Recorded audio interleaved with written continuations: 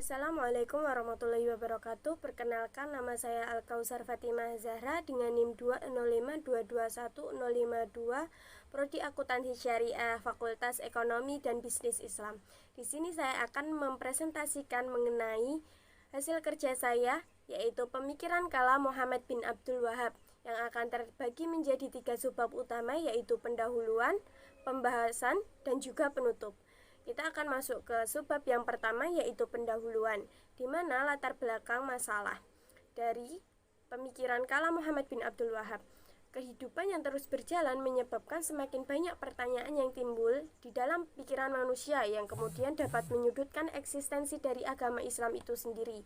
Maka dari itu, ilmu kalam muncul sebagai pembelaan para alim ulama tentang kebenaran dari agama Islam itu sendiri. Kemudian, terdapat 4 rumusan masalah. Yang pertama, bagaimana sejarah kemunculan pemikiran kalam Muhammad bin Abdul Wahab. Yang kedua, bagaimana biografi dari Muhammad bin Abdul Wahab. Yang ketiga, apa saja pemikiran kalam Muhammad bin Abdul Wahab. Dan yang keempat, apa saja catatan kritis atas pemikiran Muhammad bin Abdul Wahab. Subbab yang kedua yaitu mengenai pembahasan. Awal kemunculan kalam Muhammad bin Abdul Wahab. Kemunculan kalam Muhammad bin Abdul Wahab didasarkan pada keprihatinan beliau terhadap kondisi umat Islam yang dalam akidah sudah tercampuri dengan perbuatan yang mendekati syirik. Kemudian kalam dari Muhammad bin Abdul Wahab muncul untuk memurnikan akidah umat Islam yang berdasarkan Al-Quran dan hadis, seperti semboyannya kembali ke ajaran pokok Al-Quran dan As-Sunnah dengan beberapa pemikiran yang dituangkannya. Kemudian biografi dari Muhammad bin Abdul Wahab. Muhammad bin Abdul Wahab memiliki nama lengkap Muhammad bin Abdul Al-Wahhab bin Sulaiman bin Ali bin Muhammad bin Ahmad bin Rashid bin Barid bin Muhammad bin Al-Masyarif At-Tamami Al-Hambali An-Najdi. Beliau lahir di kota Al-Uyainah, Najd pada tahun 1115 Hijriah dan wafat pada tahun 1206 Hijriah di umurnya yang ke-91 tahun. Ayahnya merupakan seorang qadhi dan ulama besar yang bernama Syekh Abdul Wahab, dengan ibunya bernama Bintu Muhammad bin Azza bin Al-Musyarafi Al-Wuhaibi At-Tamami. Beliau hafal Al-Quran di umur yang ke-10 tahun dan memiliki kegemaran mempelajari kitab tafsir, hadis, usul, dan pelajaran fikih yang diajarkan oleh ayahnya sendiri yang berfaham Taimiyah dan bermazhab Hambali.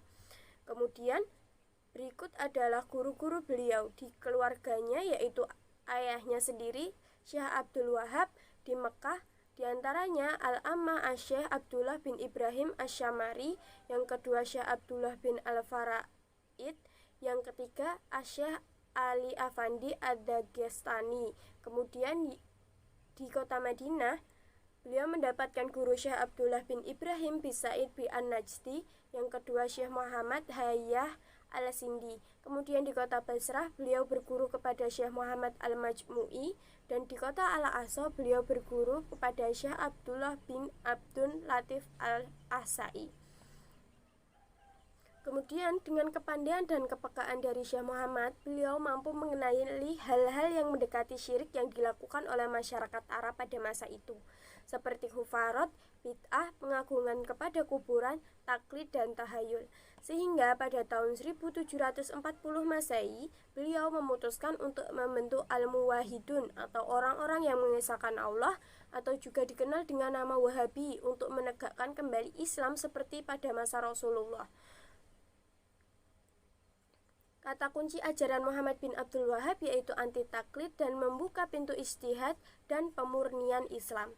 Beliau membagi tauhid menjadi 3 macam, yaitu tauhid rububiyah yang mengenai pengesaan Allah, tauhid asma wa sifat mengenai pengesaan nama Allah dan sifat-sifatnya, dan yang ketiga tauhid al-ilahiyah, di mana pengesaan Allah sebagai Tuhan yang disembah.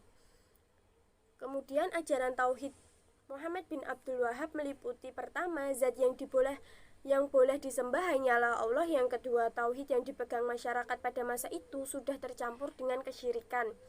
Kemudian pemberian atau penyebutan gelar termasuk ke dalam perbuatan musyrik. Kemudian kekufuran bila memperoleh dan menetapkan ilmu tidak didasarkan pada Al-Quran dan hadis.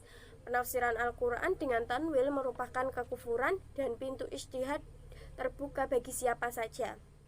Catatan kritis atas pemikiran Muhammad bin Abdul Wahhab yaitu golongan yang mendukung pemikiran Muhammad bin Abdul Wahhab yaitu Syekh Muhammad Al-Ghazali, Syekh Muhammad Al-Rashid Ridho, sejarawan Al-Jabarwati, dan golongan pemikir yang menolak pemikiran Muhammad bin Abdul Wahhab yaitu Syekh Sulaiman bin Abdul Wahhab, Syekh Muhammad bin Dahlan Al-Makki Asy-Syafi'i, dan Syekh Muhammad Al-Qurdi.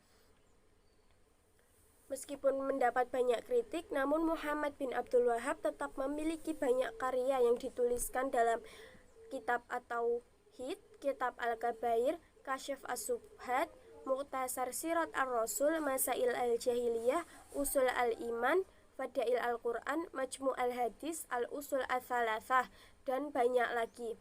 Kemudian menurut beliau, hakikatnya terdapat 3 golongan yang memusuhi dakwahnya. Yang pertama, golongan ulama ta'assub, golongan ulama hufarat, golongan yang takut kehilangan pangkat, jabatan, dan pengaruh kedudukannya.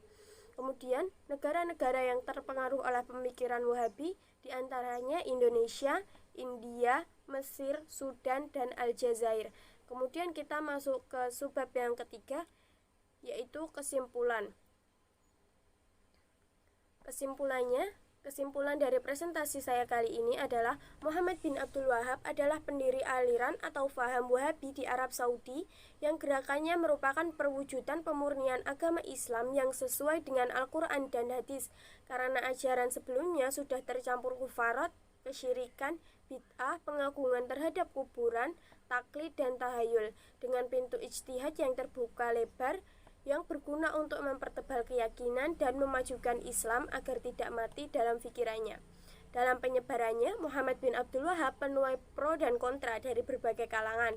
Walaupun begitu, Muhammad bin Abdul Wahhab tetap berkarya dengan menulis banyak literatur dan tetap menyebarkan faham yang dianutnya, hingga terdapat beberapa negara yang terpengaruh akan faham ini seperti negara Indonesia, India, Aljazair, Sudan, dan Mesir. Berikut adalah referensi yang saya gunakan. Kurang lebihnya mohon maaf. Wassalamualaikum warahmatullahi wabarakatuh.